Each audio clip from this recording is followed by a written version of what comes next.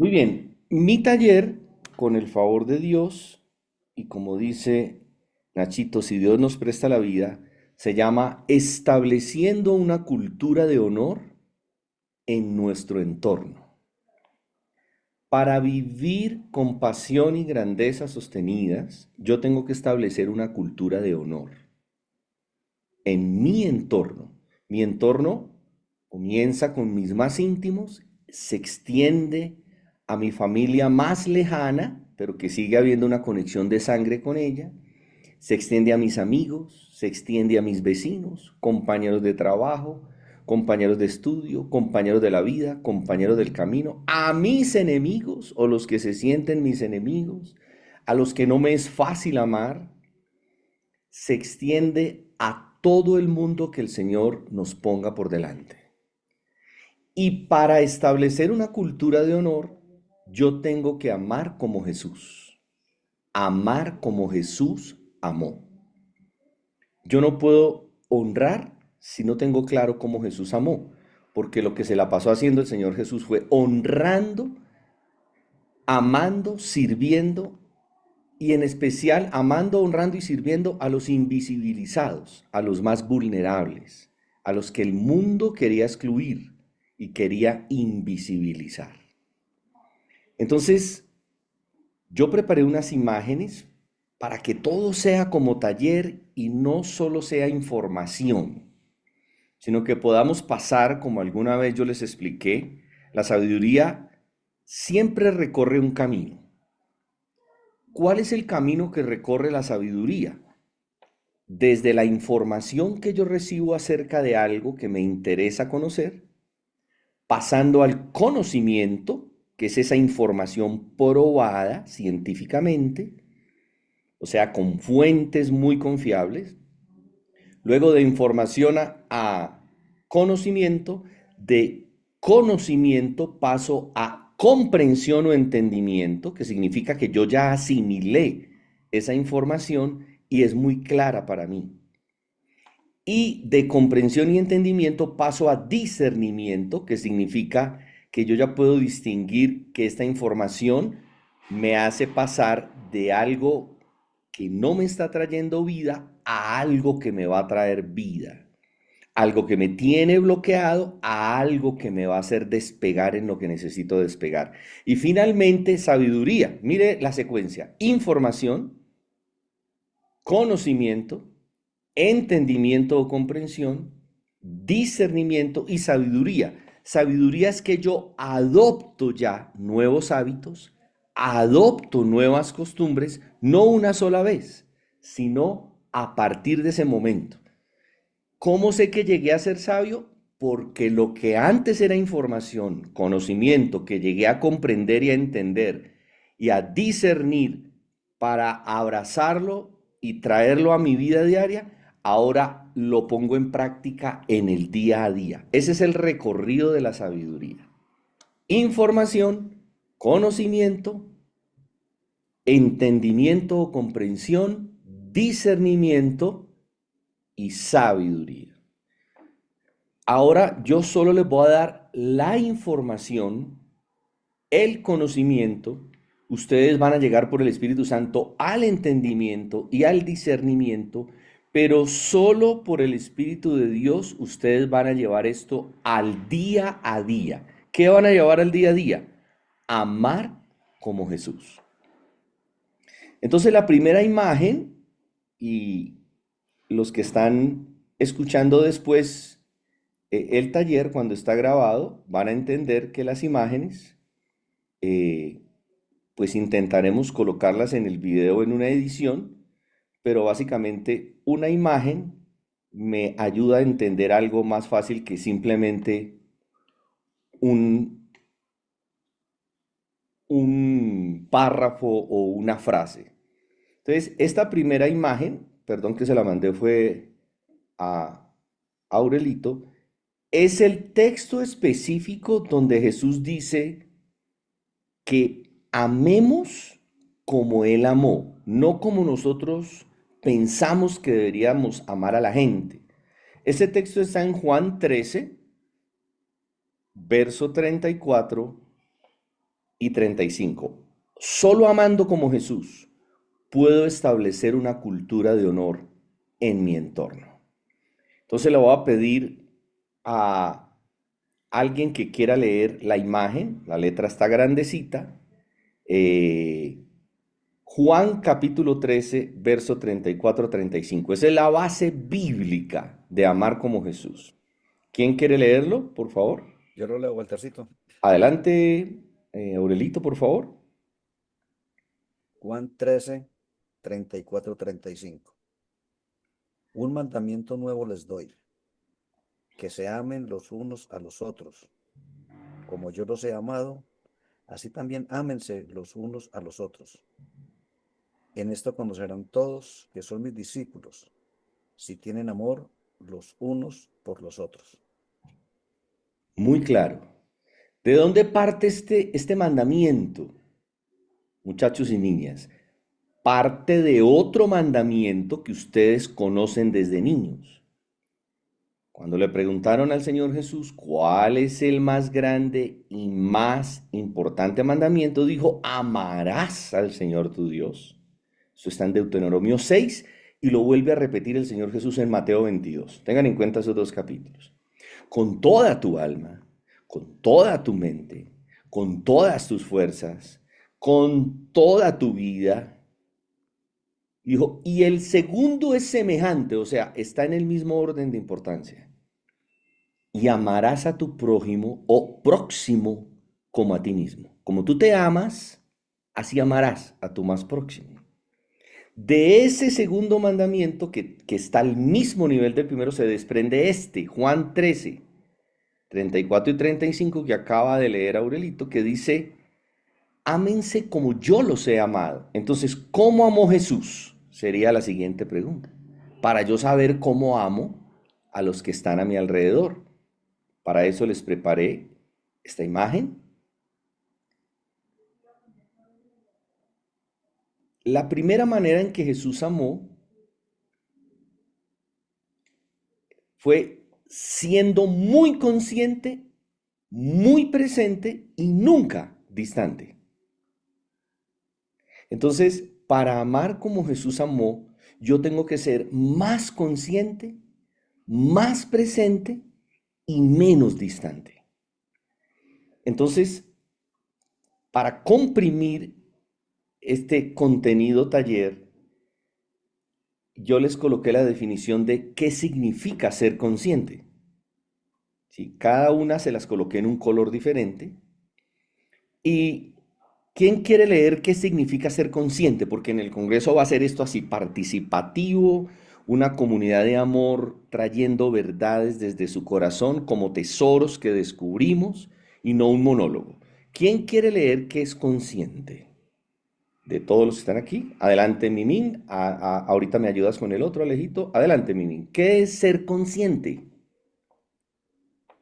Consciente, adjetivo, significa prestar atención a los demás. La persona consciente no es alguien distraído y o distante, sino que percibe lo que se ve a simple vista. Lo que no se ve a simple vista. Lo que no se ve a simple vista, en un estado de conciencia, se presta atención a los detalles y esas conductas no verbales que muchas veces expresan más que palabras.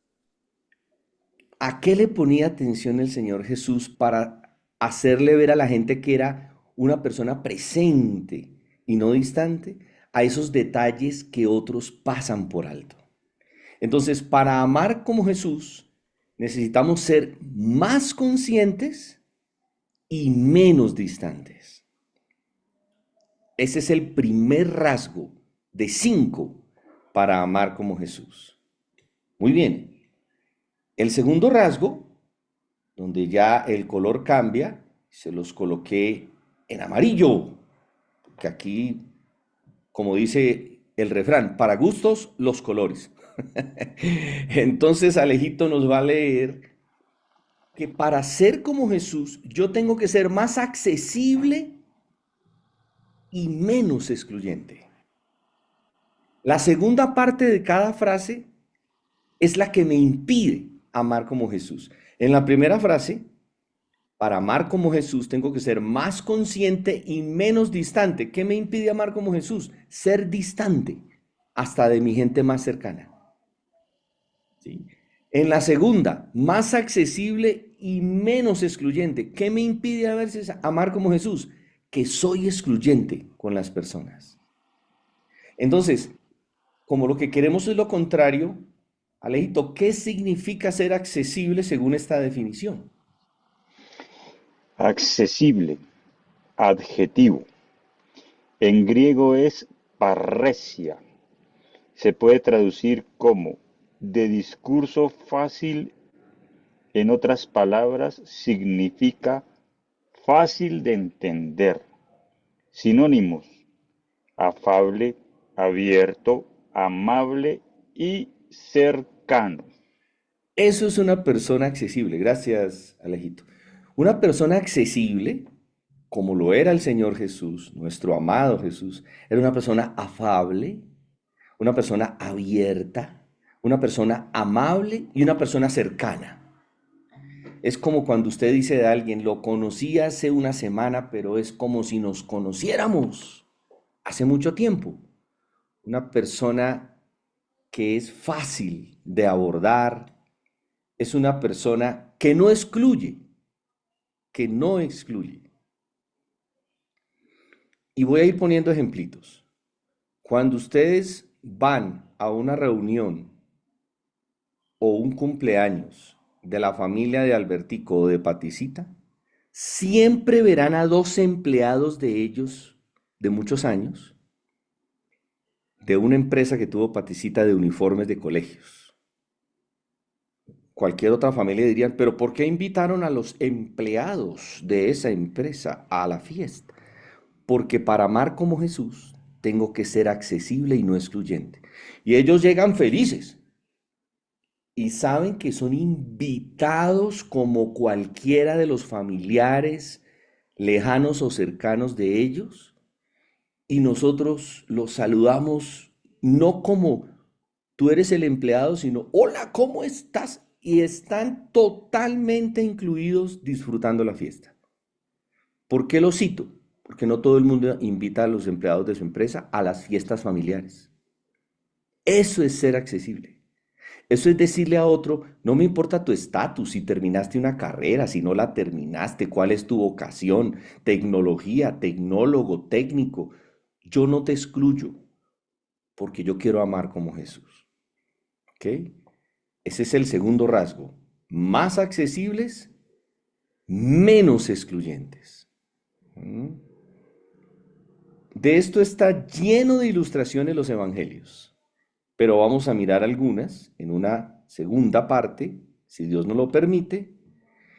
Y en color verde, para amar como Jesús tenemos que ser más bondadosos y menos críticos. Más bondadosos y menos críticos. ¿Qué dice la imagen donde traté de resumirles el principio que está en color verde? ¿Quién la quiere leer? Tercer rasgo, para amar como Jesús y poder establecer una cultura de honor.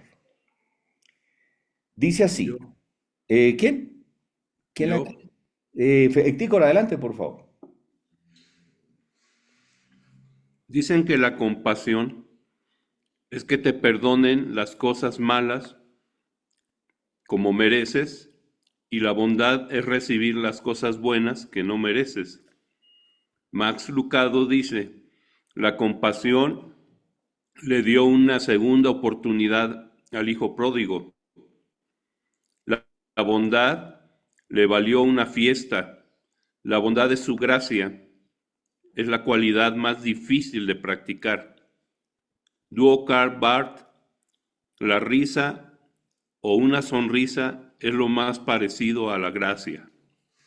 Wow, esto me encantó. Esta frase de más Lucado. Por eso le decía yo a alguien, le hace todo lo demás Lucado. Espectacular. ¿Qué le dio al hijo pródigo la compasión del Señor? del Padre en la historia. Le dio una segunda oportunidad. Pero ahí no se quedó. La gracia hizo que no solo le dieran una segunda oportunidad, sino que le hicieran fiesta. Por eso ustedes ven al hermano mayor diciendo, pero ¿qué es esto? Aparte de una segunda oportunidad, le hacen fiesta. ¿Se da cuenta cómo el Señor ilustró su amor a través de estas historias? Y esta en especial en Lucas 15. ¿A cuántos acá Dios le ha dado una segunda oportunidad? A todos, con las dos manos. Y fuera de eso, ¿a cuántos, aparte de la segunda oportunidad que le dieron, les hicieron fiesta? A todos. Porque si seguimos acá, es porque nos dieron una segunda oportunidad. Es más, nos dieron una tercera, cuarta, quinta, y fuera de eso nos sigue haciendo fiesta el Señor. Ese es el tercer rasgo. Vamos allí muy por encima, pero poco a poco lo entenderemos. Cuarto rasgo, para amar como Jesús, yo tengo que ser más atrevido y menos temeroso. Esto en el sentido de decir la verdad con amor,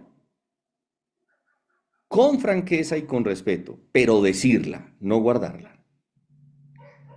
¿Qué significa atrevido allí en la imagen? ¿Alguien Dice, quiere? atrevido, Adelante. adjetivo, sincero, veraz, real, honrado, genuino, recto, digno de confianza. Una persona que se atreve a decir las cosas como son, alguien sólido como un roble, depositario de toda confianza, auténtico, ser digno de confianza. Y el proverbio es, fieles son las heridas del que ama, pero importunos los besos del que aborrece. Le voy a poner la ilustración, luego vamos a hacer una retroalimentación. Jesús es invitado por un fariseo a un almuerzo. Él está muy agradecido, no dice la escena si llevó a los 12 discípulos, pero dice que él entró a la casa de un fariseo llamado Simón. Y sin ser invitada, entra una mujer, y aquí se aplican en la entrada de esa mujer los 5 rasgos de amar como Jesús. Más conscientes, menos distantes. Más accesibles, menos excluyentes. Más bondadosos, menos críticos. Más atrevidos, menos temerosos. Y más generosos, menos egoístas. Los 5 los va a aplicar el Señor Jesús. Entra la mujer y dice en su corazón el fariseo, si este fuera profeta, sabría el tipo de mujer que se coló aquí en este almuerzo. Y el Señor Jesús jamás le dice lleno de miedo, ay, déjela entrar, pobrecita, seguro tiene hambre. No.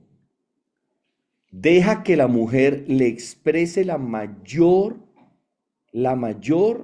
perdón la redundancia, expresión de adoración, que no tiene que ver con instrumentos ni canciones, y la mujer le da 3 cosas, lágrimas, besos y perfume.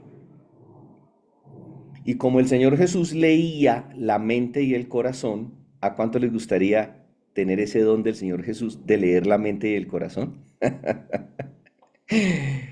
Dice la escritura que él sabía lo que estaba pensando el fariseo, llamado Simón, bastante excluyente, como todos los fariseos de la época y de esta época, y le dijo, mira lo que le va a decir, Simón,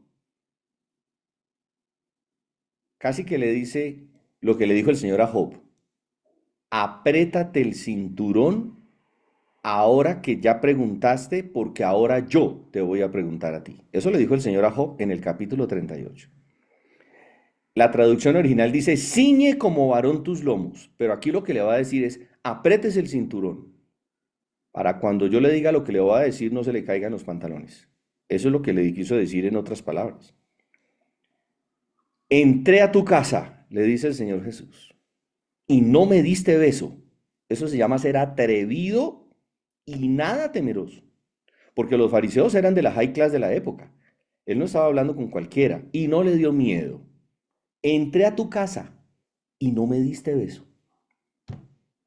Y esta desde que entró no ha dejado de besarme. Era obligatorio que le diera beso.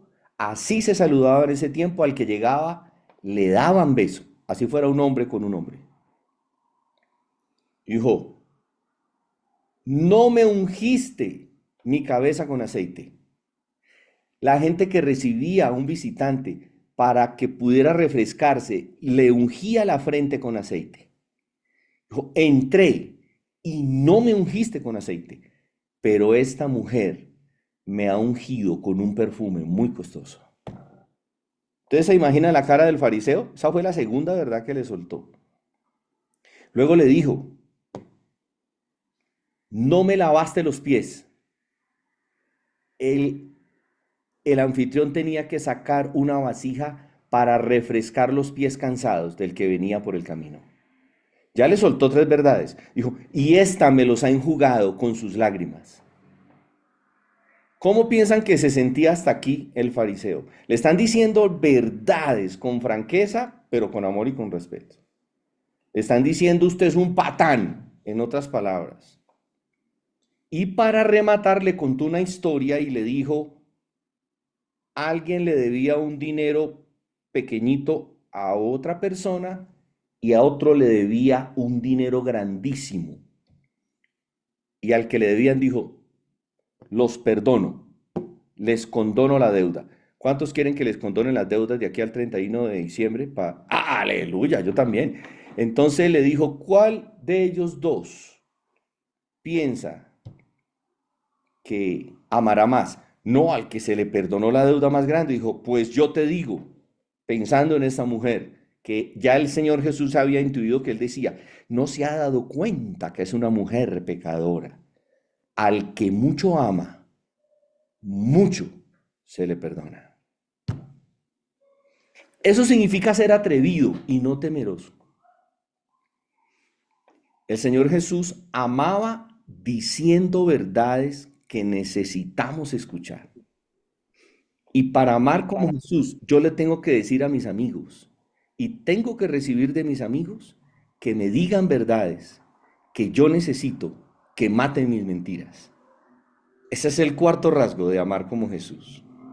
Y cuando nosotros no decimos verdades por temor de hombre, porque qué tal que se ponga bravo, qué tal que se enoje, eso se llama orgullo. El temor de los hombres no es humildad, es orgullo. Después explicamos esa partecita, por qué es orgullo y no humildad. Ese es el cuarto rasgo. Y el quinto, porque a otros les gusta más el azul, entonces aquí está en azulito, generosidad. ¿Quién quiere leer el quinto rasgo de amar como Jesús amó? Más generoso, Listo. menos egoísta. Adelante, Mimi. Muy bien. Generosidad, lo contrario al egoísmo. Los que no piensan en beneficios particulares o en algo a cambio. Sea cualquiera el gesto, nace del cariño, la compasión y la amabilidad. Gracias, Mimi. Muy bien, ahí están 6 imágenes, una del texto que nos ocupa y otras de cada rasgo de Jesús definiendo qué es ser conscientes, accesibles, bondadosos, atrevidos y generosos. Ahora, la pregunta que sigue es la pregunta obvia. ¿Qué nos impide ser más conscientes, primer rasgo, y menos distantes? ¿Qué es lo que nos impide eso? Bueno, entre varias cosas, lo que más nos impide ser más conscientes y menos distantes es nuestras agendas. Nuestras agendas. Es pensar que nadie me puede interrumpir mi agenda porque esta es mi agenda y mi agenda es esa y no es otra. Pero para amar como Jesús, Jesús dejaba que el Espíritu Santo le irrumpiera en su agenda. Por ejemplo, cuando iba caminando para sanar la hija de Jairo y le irrumpe en su agenda la mujer que le toca el manto, que tiene un flujo de sangre hace 18 años. Le interrumpe la agenda de la caminata. ¿Y qué dice Jesús? A ti te atiendo otro día porque voy a sanar la hija de Jairo. ¿Así le dijo, muchachos? No. Detuvo la caravana. Escuche esto porque esta es la mejor ilustración. La misma Biblia me da las ilustraciones. ¿Quién me tocó? Ahí se formó un problema porque el Señor Jesús paró la caravana, interrumpió la agenda. Ahora, piensen cuando Lázaro murió. ¿Qué le dijo Marta y María cuando llegó? Pero si te mandamos a decir esto hace 4 días, ¿por qué te demoraste tanto? ¿Por qué tuviste que aplazar tanto, dilatar tanto tu agenda? Porque para amar como Jesús, tengo que aprender a dejar que el Espíritu Santo me irrumpa en mi agenda para mostrarle a otro que puede ser parte de mi agenda y que mi agenda siempre tiene que ver con amar como Jesús amó. Y cuando llega, que llega aparentemente tarde y ya vuelvo a la mujer del flujo, le dice, no te preocupes, Lázaro resucitará. Aunque el Espíritu Santo hubiera irrumpido en mi agenda. Pero cierro ese paréntesis y vuelvo a la otra ilustración. No sigue el Señor hasta que alguien responda quién le tocó el manto. Cuando responde la mujer, el Señor Jesús le da una explicación, le hace entender que no es un asunto de superstición. Si le toco el manto me sano, no es de superstición. Y le explica, la hace visible. Ojo, una mujer con flujo de sangre no podía estar por ahí dejándose ver porque era considerada maldita. La hace visible, la honra, la incluye en la caravana y todo el mundo se da cuenta que hace 18 años esa mujer había gastado todo el dinero en médicos. Usted conoce la historia. Esa interrupción en la agenda hizo que llegara alguien y le dijera, ya tu hija murió, nos acaban de traer el recado que tu hija murió, no molestes más al maestro.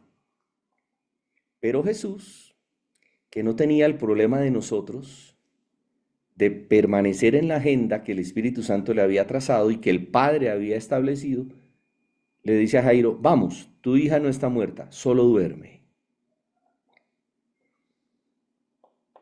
¿Cuántas veces nosotros permitimos que el Espíritu Santo irrumpa en nuestra agenda? ¿Sí? Yo puedo revisar permanentemente mi agenda sin perder mi objetivo para dar cabida y ser accesible a alguien. Hace poco yo tenía un compromiso con Alejito, lo llamé y le dije que si lo podíamos correr un poquito porque yo sentí que el Espíritu Santo estaba irrumpiendo en mi agenda y tuvimos una salida desde las 5 de la mañana hasta las 10 de la noche con alguien. Y esa irrupción en la agenda que yo ya tenía y me había comprometido con Alejito, que me excusé para correr la agenda que tenía con él, me dio la oportunidad de visitar 5 personas con una excusa de ir a hacer una diligencia a un pueblo cerca de Bogotá. 5 personas que están solas, 5 personas que agradecieron, 5 personas que se rieron, 5 personas que recibieron una expresión de cariño de el amigo con quien yo estaba viajando. Entonces, yo sí puedo dar cabida en mi agenda porque cada momento del día es parte de la agenda de Dios. Y como siempre se despide Aurelito a las 5 de la mañana, que el Señor los sorprenda y los asombre. ¿Cómo normalmente el Señor nos sorprende y nos asombra? Irrumpiendo en nuestra agenda para que podamos amar como Jesús. Esa es la primera razón o la más específica por la que dejamos de ser accesibles, ¿sí? Porque a veces parece que lleváramos las gafas de sol al revés y no nos vemos sino a nosotros y nuestra agenda. Pero desechamos y olvidamos que en nuestra agenda tiene que tener cabida gente a nuestro alrededor que quiere que le abramos un espaciecito en la agenda para amarlos como Jesús. Luego viene lo segundo. ¿Por qué no somos más accesibles y sí somos excluyentes? ¿Qué es lo que nos impide? La primera razón para no ser conscientes, que es el primer rasgo, es la agenda. La razón por la cual, segundo rasgo, somos excluyentes y no accesibles es el orgullo, literal, el orgullo. Cuando yo soy excluyente, soy orgulloso. Entonces, ¿y por qué soy orgulloso? Porque tiendo a creerme superior a otras personas, que no debo incluir, sino excluir, en ciertos aspectos, en algún momento, porque esa es nuestra naturaleza, caída. Esa es la naturaleza caída, no la naturaleza nueva, no el nuevo nacimiento, ¿sí? Entonces, no queremos ser parte de la filosofía snob. ¿Cuántos han oído hablar de la filosofía snob? La filosofía snob, quiero mostrarle esto y se lo voy a enviar para que uno de ustedes me lo lea mientras yo traigo el cargador de este aparato que se me está descargando. Y aquí voy terminando porque era un recorderis de 5 rasgos para amar como Jesús, para poder así establecer una cultura de honor. Si no, yo nunca podré establecer una cultura de honra si yo no amo como Jesús, porque el amor del mundo es un amor distorsionado y condicional. Muy bien, ¿quiénes son los snobs? Que es una palabra muy conocida. ¿Alguien diferente a Mimín que no haya leído los snobs? ¿Quién quiere leer? Están muy calladitos. Muy Yo tímidos. leo. ¿Quién dijo yo? ¿Cecitar? Yo, sí, señor. ¡Ah! Me funcionó bien el oído de músico. Oí la voz de Cecitar. Cecitar, ¿quiénes son los Los snobs? snob. Los snob consideran a determinadas personas inferiores a ellos, basándose en creencias, valores, intelecto, talento, riqueza, educación, belleza, etnia a la que pertenecen, religión o nada sencillamente. Los consideran inferiores porque sí. Gracias, Cecitar. Uno de los snobs más snobs era Hitler. ¿A quién consideraba inferior Hitler? ¿Quién recuerda?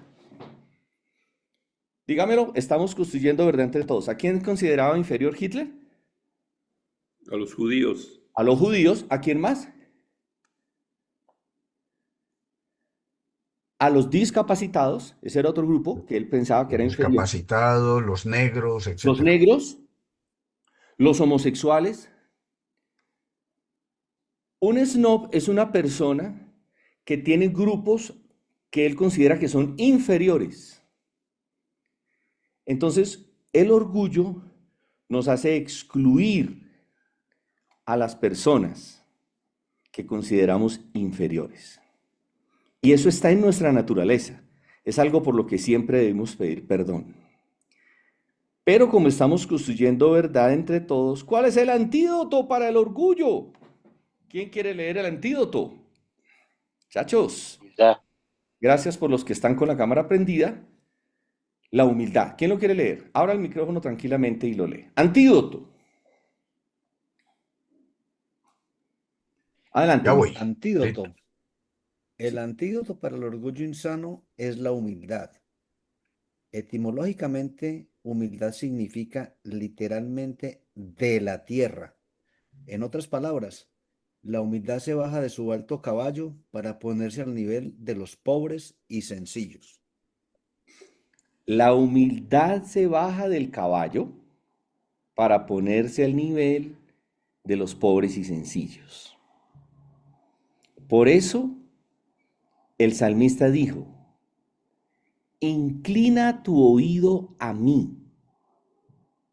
¿Cuántos han leído ese salmo? Inclina, varios salmos dicen así, inclina. Significa que el Señor se tiene que agachar, ponerse a mi nivel, que soy de la tierra, aunque tengo conexión con el cielo, para entender mi dolor. Entonces Él inclina su oído como cuando usted se inclina para escuchar bien al niño que no está a su altura, usted se pone a su altura, acerca su oído a la boquita del niño para que le diga, ¿qué es lo que quieres, papito?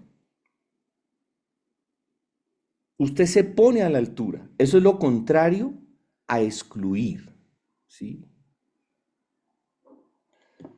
Entonces, la pregunta es la siguiente. ¿Te has bajado del caballo para ponerte a favor de los pobres y sencillos? No tienen que responderla. Y otra pregunta sería, ¿cómo valorarías tu capacidad actual de dejar a un lado tu orgullo para mostrarte más accesible? No tienen que responderla. Y quiero que escuchen esto porque yo nunca había escuchado algo tan hermoso. Busqué a este autor que nunca lo había oído y creo que esto nos va a dar una nueva imagen de cómo el Señor nos mira y de cómo quiere el Señor que miremos a la gente. El autor se llama Helmut Tillich. ¿Quién lo quiere leer? Que esto es participativo. ¿Quién lo quiere leer? Uno que no haya leído. Uno que no haya leído. Fabito. ¿Qué dice Helmut Tillich de por qué Jesús amaba como amaba? Jesús no identificaba a la persona con su pecado, sino que veía algo en el pecado que estaba fuera de lugar, algo que no le pertenecía a la persona en cuestión, algo de lo que debía liberarla para devolverle su esencia verdadera. Helmut Tillich. ¡Espectacular!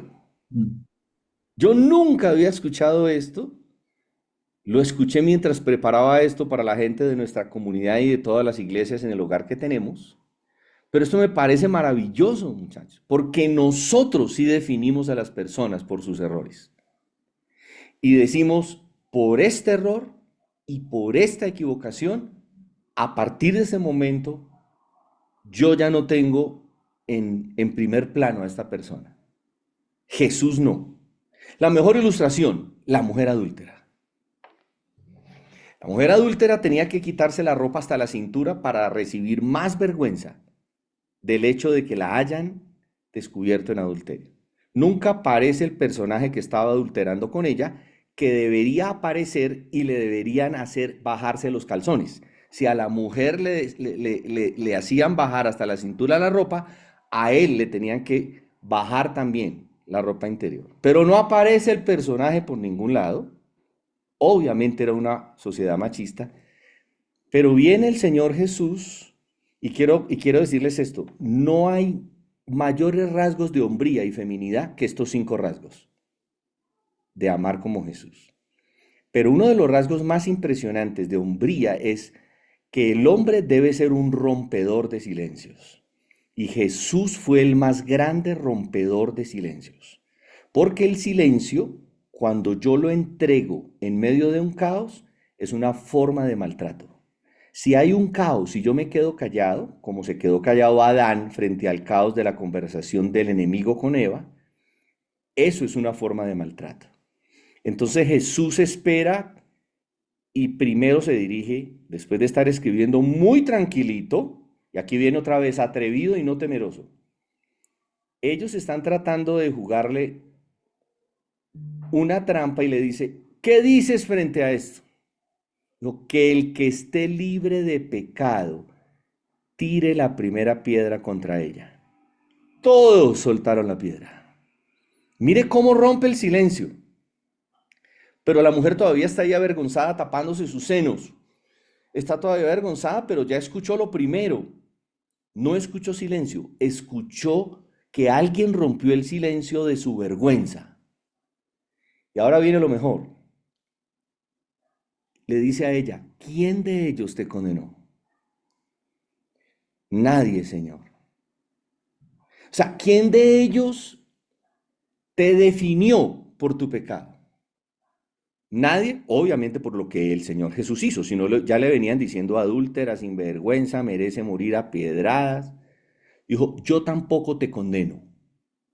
Vete, no peques más. ¿Qué fue lo que le dijo? Lo que está diciendo Helmut Thielicke. Tu esencia no es este pecado. Hay algo que está fuera de lugar en ti. Algo que no te pertenece. Tú no eres esta persona por el pecado que cometiste. Vamos a traer libertad de ese pecado para devolverte tu esencia, porque en esencia tú no eres tu pecado. Tú eres muy diferente. Y es tan impresionante, yo no sé si Helmut Thielicke, cuando escribió esto, sabía que el pecado tiene tres acepciones. La palabra pecado tiene tres acepciones, tanto en el hebreo como en el griego. Y una de las acepciones es un hueso que se sale del lugar y que el ortopedista tiene que volver a, como cuando se sale el hombro, y el ortopedista lo que hace es antes del tratamiento, vuelve y lo encaja. Esa es una definición de pecado. Entonces está diciendo Helmut Thielicke, está diciendo, Jesús no identificaba a la persona con su pecado. No le decía, tú eres tu pecado. Nosotros sí lo hacemos. Nosotros sí lo hacemos. Jesús identificaba, hay algo que está fuera de lugar, por eso has cometido este pecado, has incurrido en este error, estás luchando con esto, hay algo fuera de lugar, algo que no te pertenece a ti, que no es tu naturaleza realmente, porque está fuera de lugar. Y es algo de lo que yo te voy a liberar para que brote tu verdadera esencia. Así miraba el Señor el pecado. Si yo no amo como Jesús, yo voy a definir la gente por su pecado y voy a decir, no tiene más opciones. Porque Él es su pecado y nosotros no somos nuestro pecado. Nuestro pecado dice, hay algo fuera de lugar, voy a corregirlo, voy a liberarte, por eso derramé toda mi sangre, puedes bañarte con mi sangre de nuevo, vamos a colocar ese hueso en su lugar para que emerja tu verdadera esencia. Por eso todos los que se encontraron con Jesús fueron perdonados, como la mujer que derramó lágrimas, besos y perfume, y como el hombre que después de ser liberado se convirtió en el más grande evangelista. Esa era su verdadera esencia. Cuando el Señor nos perdona, emerge nuestra verdadera esencia. Yo no encuentro nada más poderoso que el Señor no me defina por mis errores, sino que perdone mis errores para que emerja mi verdadera esencia. La esencia de ustedes de hombres amorosos, mujeres amorosas, mujeres compasivas, hombres compasivos, hombres accesibles, hombres atrevidos para decir verdades, hombres generosos. Esa es su esencia, muchachos. Y esa esencia viene de nuestro Señor que nos trabaja cada día para hacernos como Él. Por eso esto se llama hombres a su imagen.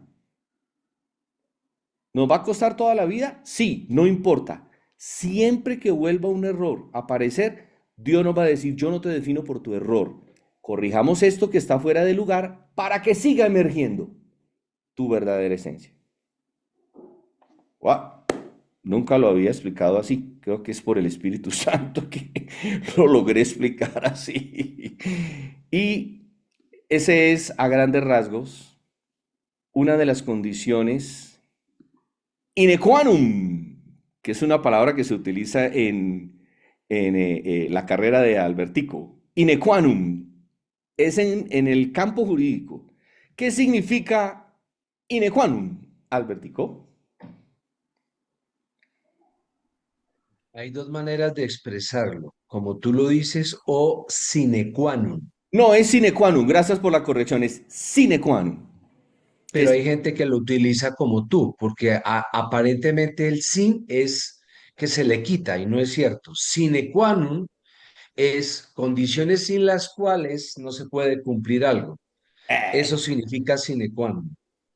Gracias, Albertico. Sin estos 5 rasgos, yo nunca puedo establecer una cultura de honor. Sin estos 5 rasgos, yo no puedo vivir con pasión y grandeza, porque la felicidad no está en que lo que yo quiero se cumpla, sino en que yo abarque en lo que yo quiero a otros para que disfruten conmigo, no que yo disfrute solo.